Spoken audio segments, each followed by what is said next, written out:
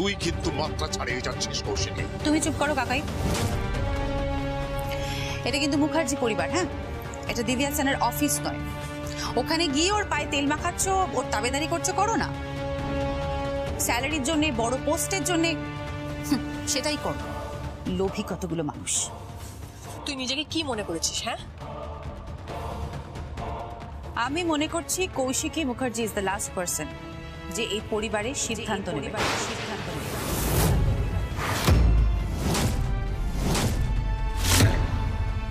আর উৎসব, আজকে থেকে তোর সমস্ত পকেট মানি বন্ধ করে দিলাম, কারণ মেহেন্দির টাকাতেই তোর সমস্ত খরচা চলবে। কেমন?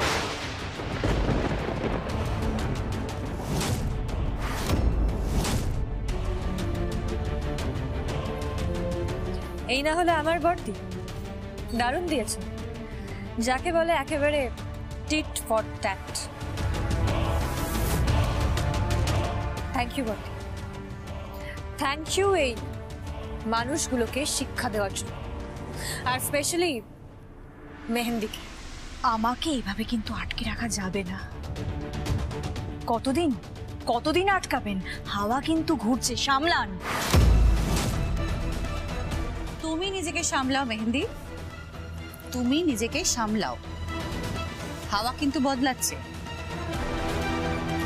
তোমাকে উড়িয়ে নিয়ে যাবে সুনামির মতন তোমার ওই বাড়িতে, কলতলা কালচারটা যেখানে।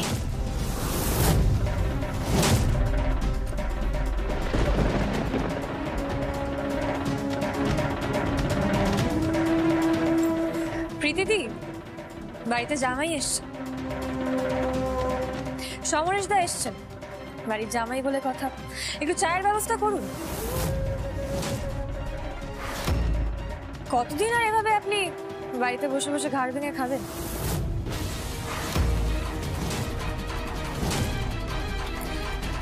আর চন্দ্রবদন, এবার থেকে আপনি মাসে মাসে টাকা দেবেন, খেতে হলে টাকা দিতে হবে। যতই হোক আপনি অন্য কোম্পানিতে চাকরি করছেন। এত বড় স্পর্ধা আমি তো ভাবতে পারছি না। গেমটা তো উল্টে গেল। গেম উল্টোতে দেব না, অনেক হয়েছে, আর নয়। মানে কথা বলা দরকার, চাবিটা দাও। প্রীতি, তুই আমার সঙ্গে আয়।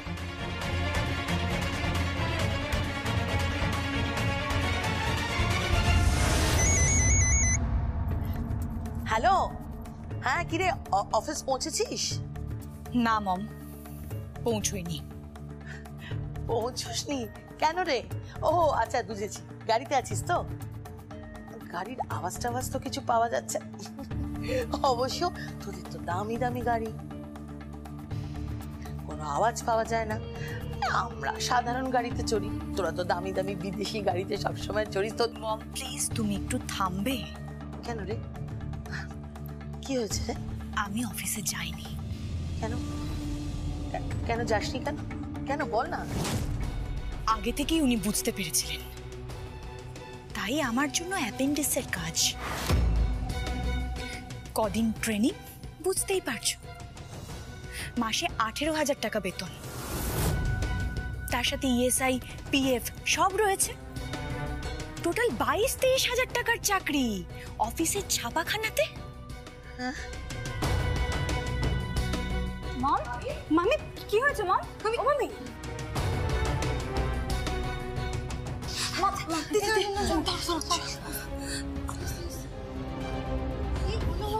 বুঝতে পারছি না। কি হয়েছে মম, কি হয়েছে?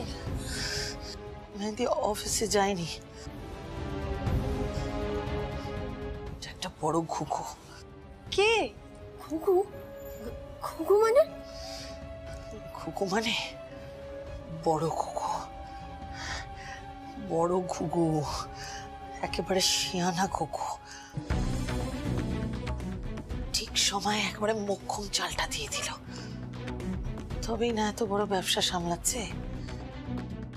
ঠিক আছে, ঠিক আছে, তুমি তোমার ব্যবসা সামলাও। আমিও এবার দেখবো যে আমার মেয়েকে এবার কে আটকায়।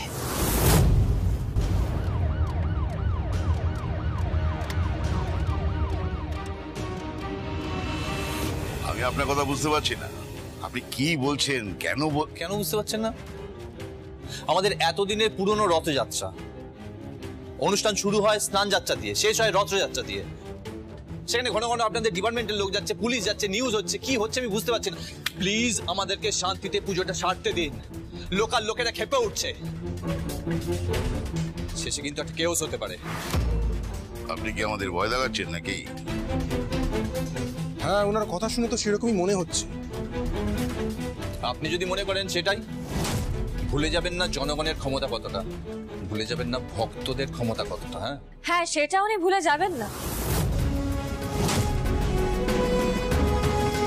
কিন্তু সমস্যা তো হলো আপনার মতন ভক্ত বেশি শয়তানদের, মানে সাধু বেশি শয়তানদের নিয়ে। আপনি এভাবে কেন কথা বলছেন?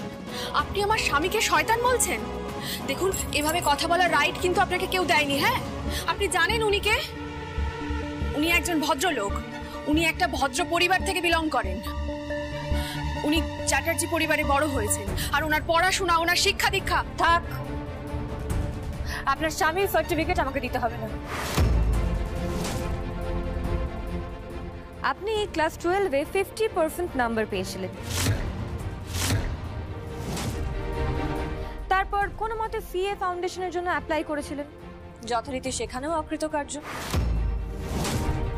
তারপর কোনো মতে 10-এ 2-এ বিকম পাস করেছিলেন, তারপর একজন অডিটরের আন্ডারে কিছুদিন কলম ঘষে স্বঘোষিত একজন অ্যাকাউন্টেন্ট হয়েছেন।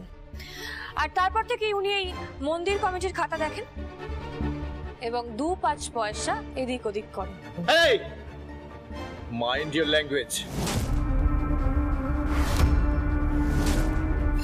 তুমি একটু শান্ত হও। সাধুদা, ওকে বলে দিন। কি বলে দেবে? কি বলে দেবে? মেয়ে মানুষ মেয়ে মানুষের মতো থাকবে, আপনাদের মতো মেয়ে ছেলেদের না একদম।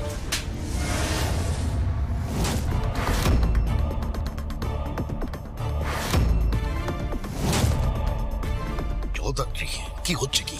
প্লিজ। বুঝতে পেরেছেন? বুঝতে পেরেছেন আপনি? যাকে মেয়ে মানুষ বলছেন তার চড়ে আপনার চোয়ালটা ভেঙে যায়নি তো?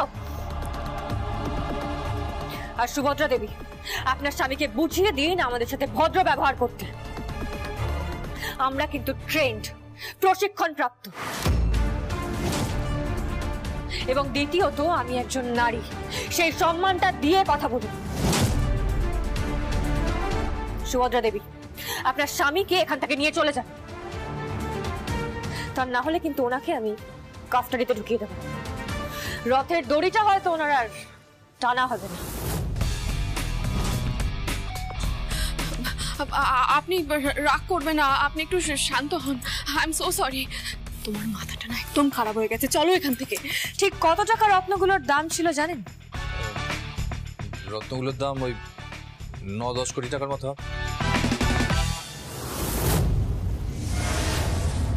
বাই দ্য ওয়ে, আপনি জিকে বলে কাউকে চেনেন? কে? জিকে চেনেন? আরে কি আজে বাজে কথা বলছেন? আমি কোনো জিকে কে চিনি না। আপনি এই নামে কাউকে চেনেন না? না, আমি চিনি না কাউকে।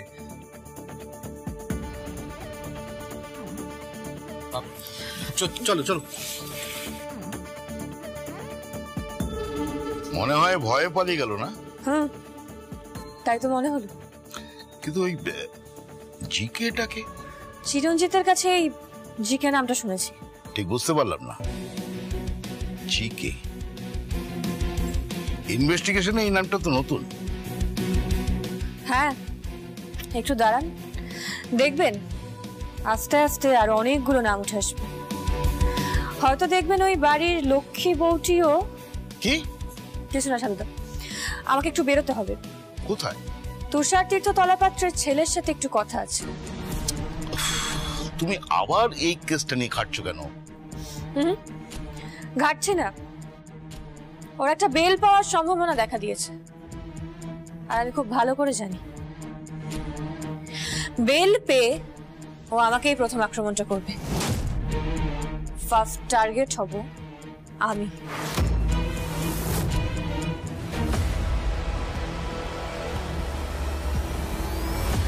আসলে সবটাই দেখ। এই যে বেদ, কোথায় গিয়েছিলে? এত কাজ পড়ে রয়েছে, পুরোহিত মশাই খুঁজছেন, আমরা তো মন্দিরে কোনো কাজ করতে পারছি না। তোমার তো গোত্র আলাদা, তুমি তো সব দেখাশোনা করছো। কোথায় গিয়েছিলে? কোথায় আবার, থানায় গিয়েছিলাম।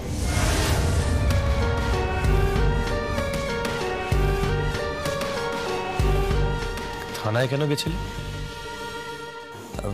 রিকোয়েস্ট করতে, পুজোর কটা দিন যাতে ডিস্টার্ব না করে।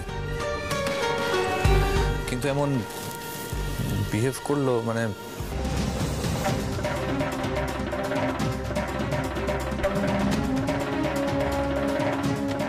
আরে বাবা, আরে বাবা, তো সারপ্রাইজ। আবার কৌশিকী মুখার্জি? শুধু উনি নন, ওনার মাও সাথে এসেছে। ও, তাহলে সবাই পাত পাততে চলে এসেছে।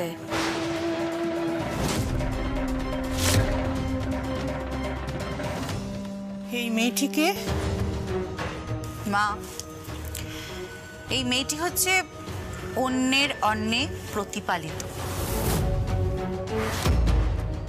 ইউজুয়ালি যারা অন্যের অন্নে প্রতিপালিত হয় তারা দেখবে একটা সময় পর সেই অন্নটাই উদ্গীরণ করে দেয়।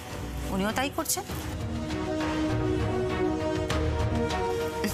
এটাই তো ট্রেন্ড, তাই না? কোনো রকম সহবত, কৃতজ্ঞতা, ভদ্রতা কিচ্ছু নেই। আপনাদের প্রতি কৃতজ্ঞতা দেখাতে হবে? চিনি না, জানি না কোথাকার কে আপনারা। একটা সময় এ বাড়ির ছেলেকে বিয়ে করেছিলেন, শুধুমাত্র সেই অধিকারে এ বাড়িতে এসে পৌঁছলেন। আমি ওনাদের ডেকেছি। তাছাড়া বাবা নিজে কৌশিকীকে এ বাড়িতে ডেকেছিলেন মৃত্যুর আগের দিন রাত্রে, তার সাক্ষী আমি নিজে। এখন আমাদের শোকের সময়, ওনারা এসছেন, বাবার ছবিতে মালা, ফুল ইত্যাদি দিয়েছেন। ওদের সঙ্গে এভাবে কথা বলো না প্লিজ। কথা না বলার তো কিছু নেই। আজকের পেপারে তো দেখলাম ওনাকে নিয়ে অনেক কিছু লেখালেখি হয়েছে। এই প্রথম বোধহয় খবরের কাগজের মালকিন খবর হয়ে গেলেন, তাই না?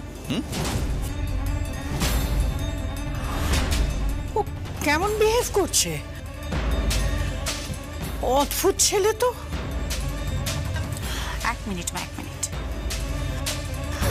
ওনাকে না মানে অনেকটা, মানে ওনার মতন মানুষ আমি অনেক কাজের সূত্র দেখেছি, বুঝলে?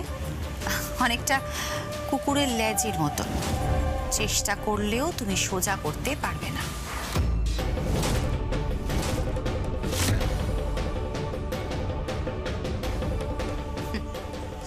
উনি ঠিক সেরকমই। তবে হ্যাঁ, কি যেন বলছিলেন ভাই, নিউজের কথা। আর নিউজের কথা যখন বললেনই তখন একটা কথা আপনি নিশ্চিত থাকতে পারেন, আপনাকে নিয়েও কিন্তু খুব শিগগিরই নিউজ হতে চলেছে। কি হবে আমাকে নিয়ে? কেন নিউজ হবে? কিসের নিউজ? কি হবে আমাকে নিয়ে?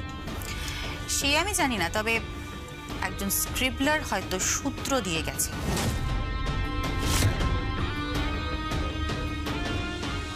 স্ক্রিবলার? কে স্ক্রিবলার? কোন স্ক্রিবলিং এর কথা বলছো তুমি?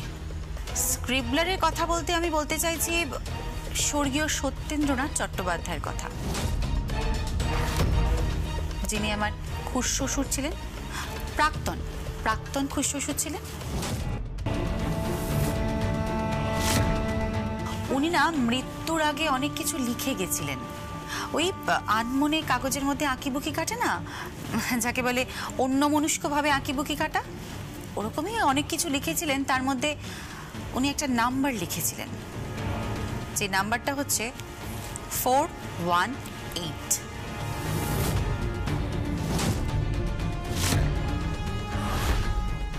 আর কেন জানি না আমার মন বলছে যে ওই নাম্বারটার মধ্যেই সমস্ত কিছু লুকিয়ে রয়েছে। আই মিন সমস্ত রহস্য লুকিয়ে রয়েছে। তুমি কি করে বুঝলে? Sixth sense.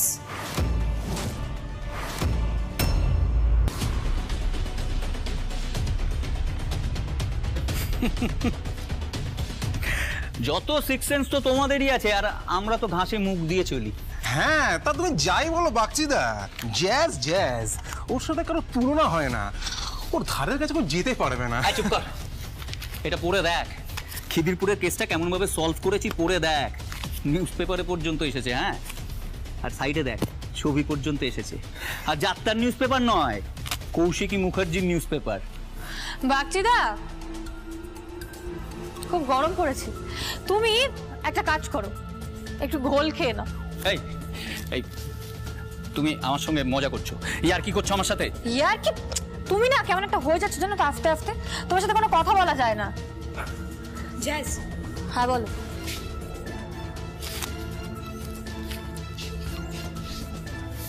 লোকেশন ট্র্যাক করেছি। করেছো? পেয়েছো? হ্যাঁ পেয়েছি, মুভ করছে। কোন দিকে মুভ করছে? শিয়ালদা ফ্লাইওভার ক্রস করে বাঁদিকে কোথাও একটা ঢুকেছে। তুমি শিওর? 100%। তুমি একটা কাজ করো, তুমি ট্র্যাক করো, করে পারফেক্ট লোকেশনটা আমাকে বলো। হ্যাঁ বলছি। রূপেশ, রূপেশ। জাস, হ্যাঁ স্যার। খবর কি তোমার? কেসের কতদূর? কৌশিক মুখার্জির শ্বশুরবাড়িতে একেবারে বিদ্রোহ ঘোষণা করে দিয়েছে।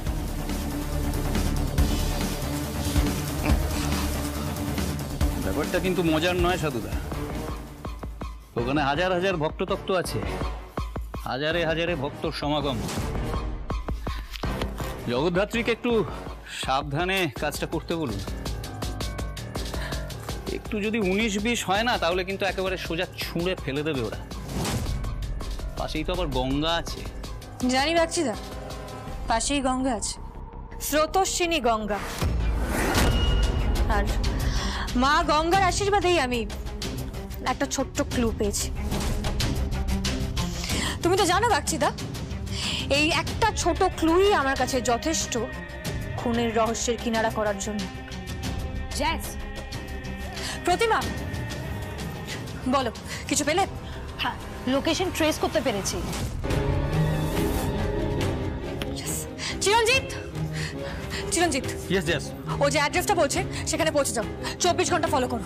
কি আছে? তোমার জিকে। এসো। কাকে ফোন করছো? বললাম না স্যার, একটা ছোট্ট ক্লু পেয়েছি।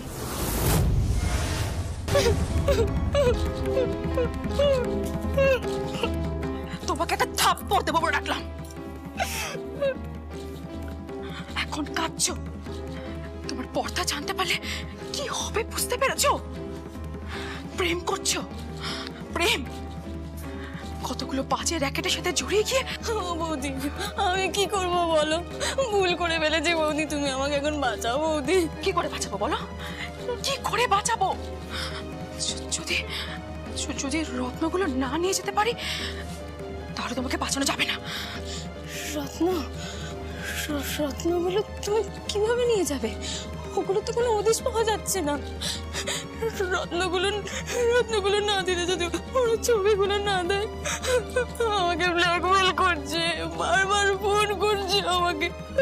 তা তো করবেই, তা তো করবেই, শুধুমাত্র তোমার জন্য। আমি রাত বেরাতে বাড়ি থেকে বেরিয়ে পড়েছিলাম। যদি কেউ টের পেয়ে যেত, বলো তো কি হতো?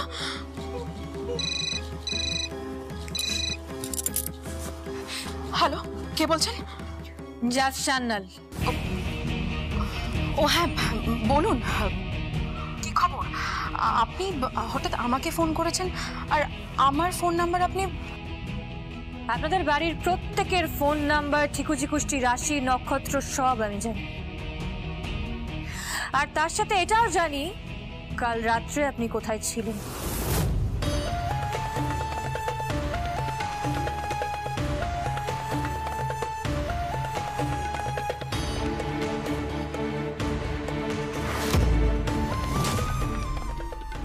মানে আপনি কি কি বলতে চাইছেন আপনি?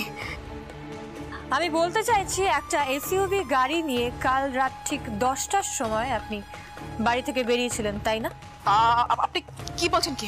আমি কোথাও বেরোইনি। বেরিয়েছিলেন, আপনি বেরিয়েছিলেন ওই গাড়িতে উঠে সোজা একটা ডিস্কে গিয়েছিলেন। সেখানে নাচ গান মদের ফোয়ারা, তাই না? খুব খারাপ একটা জায়গা। আর সেখানে পৌঁছে গেল কে? না চ্যাটার্জি বাড়ির বড় বউ দীপিকা চ্যাটার্জি। আপনি এসব কি বলছেন কি? এসব বলতে কথা একদম বলবেন না, একদম বলবেন না। শুনুন, হ্যালো হ্যালো, কি হলো? মনে হয় ঠিক জায়গায় ঢিলটা ছুঁড়েছি।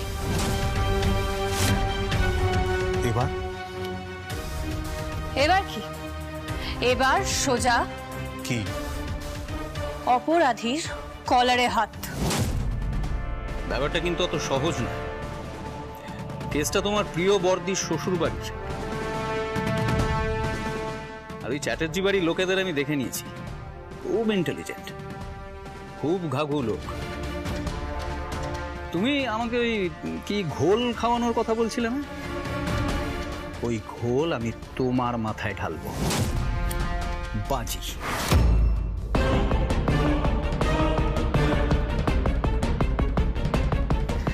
আর যদি কেসটা সলভ করতে পারি তাহলে তুমি আমার মাথাতে ঘোল ঢালবে। বেট। বেট।